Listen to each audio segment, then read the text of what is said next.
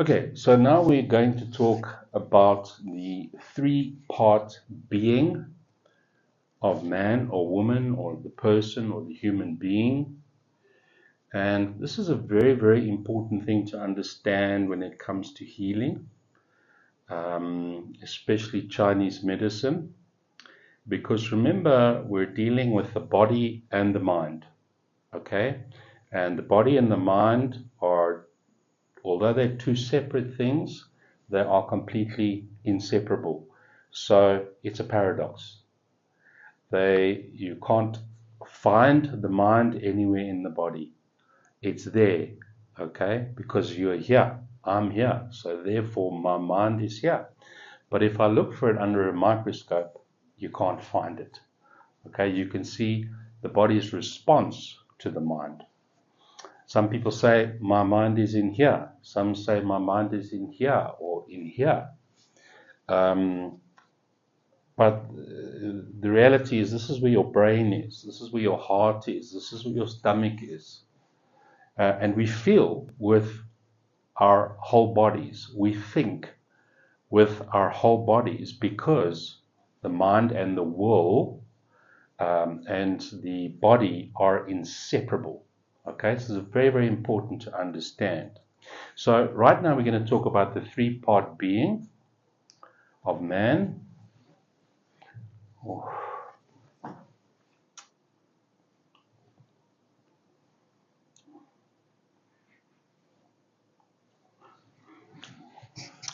Okay, we'll try that again.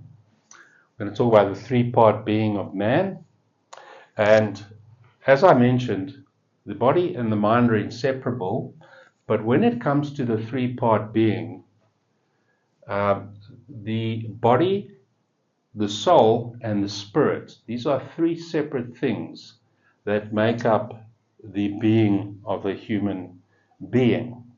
They are, again, three separate things, but they are inseparable. Okay? And I'm going to explain that now. So there's a part of us called the spirit.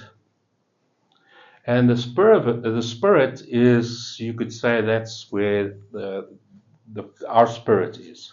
So there's the physical realm and then there's the spiritual realm, and they are two parallel places of beingness. And that's where my spirit would be, or the spirit of God, or the source, or love, or the creator, or the universe, whatever you want to call it, whatever name you want to put on it. I prefer the word God, but I respect whatever it is you choose.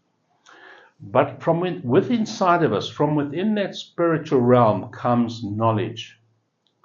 And knowledge is truth. Within knowledge is truth.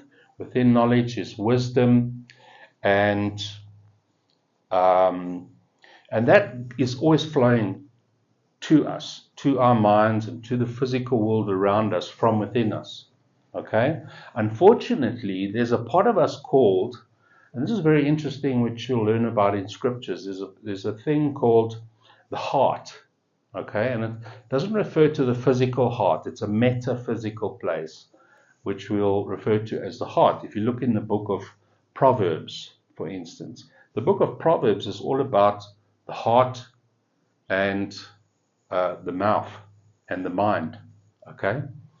And so this heart, there's a verse that says, out of the abundance of the heart, the mouth speaks. And guard your heart, for out of it spring forth the issues of life. As a man thinketh in his heart, so is he. So the heart houses our belief system, and our belief system is whatever we believe about anything. Whatever I believe about God, the devil, about the color red, insects, love, relationships, money, success, what is life? You know, all of these beliefs create a system of beliefs, and these create a paradigm. And this paradigm is like a dome. It's like this world you live in. Okay, as As a man thinketh in his heart, so is he. So that's the world around you based on your beliefs. Okay? Now, what's interesting is the Hebrew word for the word thinketh. As a man thinketh in his heart, so is he. And it's the Hebrew word which means a gatekeeper. So the heart acts like a gatekeeper. So knowledge and truth coming from inside of us, it's trying to come to the soul. And the soul is the mind, the will, and the emotions. It's trying to come to the soul and to the body. But it gets blocked by the heart because the heart says, hey, wait, we don't believe that. You know? It's like a bouncer in a nightclub. Your name's not on the list. That's the belief system. The list of names that's allowed in. Your name's not on the list. You're not allowed in. Okay? So the truth can get bounced off. And the truth is saying to you, you are a good person. You are a kind person. You are a loving person. You are a lovable person. You are a successful person. You're a happy person. But if you have a contradictory belief, it's going to act as a gatekeeper. And it's going to stop you from experiencing that in the soul and in the body. Okay? Then there's our value system. And the value system is whatever we believe about anything that relates to our happiness. Okay? So I can't be happy unless I am rich. And rich means $10 million. I can't be happy unless I'm married. I can't be happy unless I have children. I can't be happy unless I drive this car. I can't be happy unless I have that title behind my name. And these values create a very, very destructive, toxic environment, especially if they are what we call superficial values. Superficial is not real. It's fake. It's like Hollywood. Okay, and unfortunately, most of people's values are shaped by Hollywood and these influences. You know, everybody's trying to be something that they're not.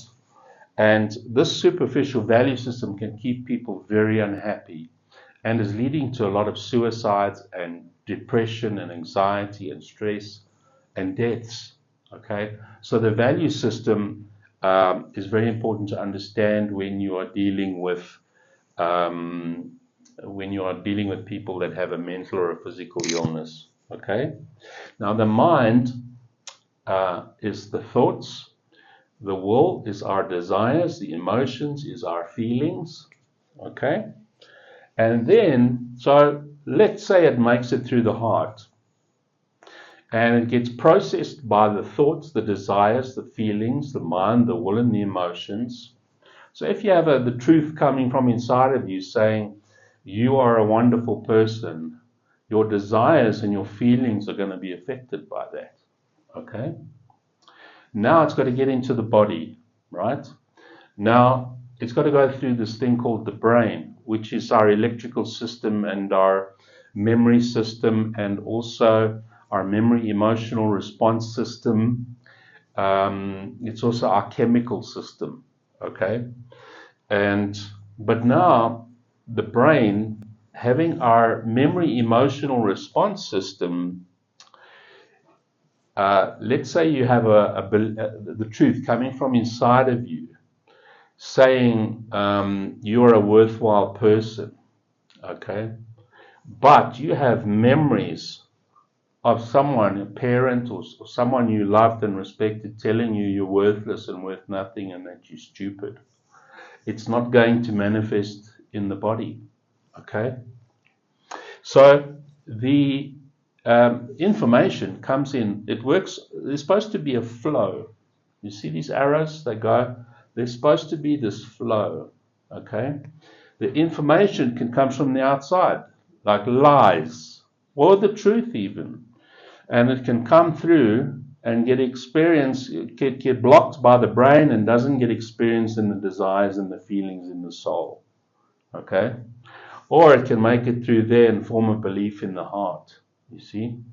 So Now, the belief system and value system is ultimately what we're dealing with here, and the memory emotional response system. And these two things combined form what we call self-perception or the identity.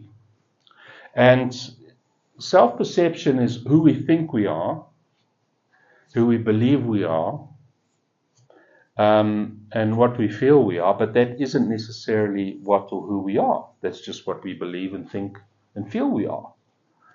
So it might be a very broken self-image, self-perception.